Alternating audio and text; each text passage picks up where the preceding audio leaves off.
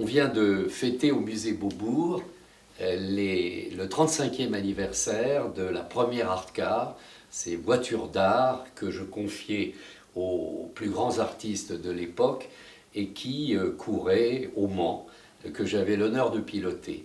Alors successivement, Calder, Liechtenstein, Frank Stella, Andy Warhol ont peint mes voitures et en 1995, il me fallait trouver un artiste et le plus beau des supports possibles, la plus belle voiture du temps et la plus performante, qui était une voiture de rêve, qui était la McLaren F1.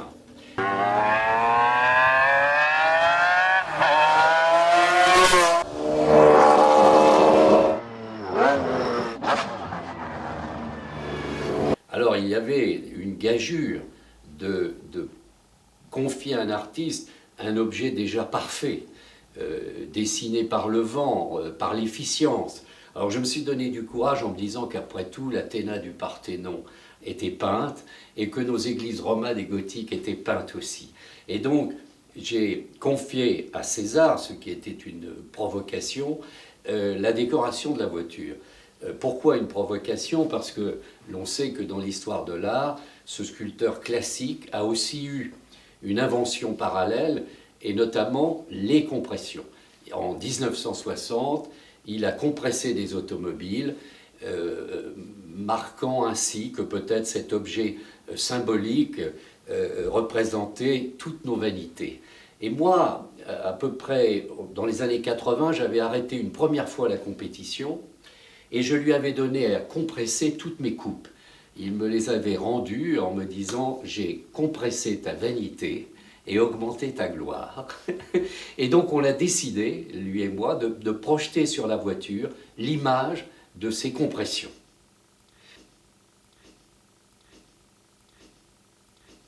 Alors cette McLaren, elle avait 650 chevaux, elle était, Gordon Murray avait mis dedans tout son savoir-faire à la fois esthétique mais à la fois mécanique. La musique de cette voiture, c'était Duke Ellington, le sac du printemps, enfin, c'était magnifique.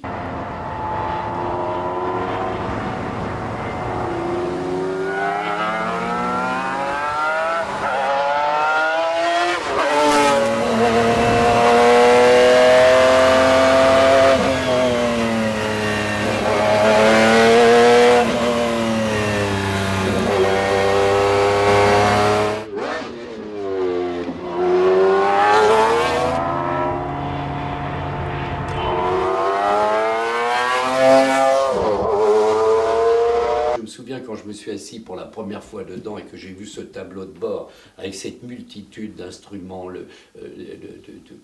ces matériaux composites, les couleurs des boutons, j'étais terrorisé et l'ingénieur m'a dit « vous ne touchez pas, vous ne touchez à aucun bouton », ce qui m'a beaucoup rassuré.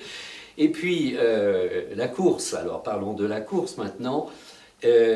Assez rapidement, j'avais deux très bons coéquipiers, Maury Laribière et Marc Sourd, et ils ont pris les premiers relais, mais tout de suite on a eu un problème de boîte de vitesse, malheureusement, ce qui nous a fait rétrograder tout à fait en fin de course. Et puis dans la nuit, mes amis ont regagné des places, et alors j'ai un souvenir absolument dramatique. J'ai pris un relais au petit matin, au moment où la télévision prenait son reportage sur les 24 heures, donc le monde entier était au Mans, et je me lance sur la piste et j'arrive sous le pif-paf d'un lope. Je suis un peu pressé par une autre voiture, la piste était humide, je remets les gaz un peu vite, et la voiture part en tête. Alors là, je dois vous dire que c'est pas ma vie qui a défilé sur l'écran de mon front, mais la tête de mes copains, mon désespoir. Et puis j'ai accompli un double salto que l'on devrait monter dans les écoles de pilotage. J'ai planté les freins, j'ai relevé un peu, j'ai remis, de telle sorte qu'elle a fait une double pirouette, qu'elle s'est remise dans l'axe de la piste et que sans dommage. Alors, ce que je pense aussi de la voiture, qui est absolument prodigieux, c'est qu'elle fait partie des 7 premiers châssis, construits par McLaren pour la course. Et donc, pour moi, de toutes les McLaren qui existent, ce sont ces 7-là qui sont les plus précieuses, les plus originales, ce sont les plus belles et ce sont les plus pures. J'ai de l'émotion à évoquer le plaisir que prendra le futur propriétaire au volant d'une mécanique sublime. J'avais dit que devant une Matra qui passait, que Léonard de Vinci aurait bien aimé voir ça. Et bien là, s'agissant d'une peinture faite par un sculpteur et une auto magnifique, je crois que c'est Michel-Ange qui aurait le plus de regrets de ne pas avoir connu cette McLaren F1 décorée, peinte par le grand sculpteur français, probablement le plus célèbre des années 60, César. Non, j'en ai un.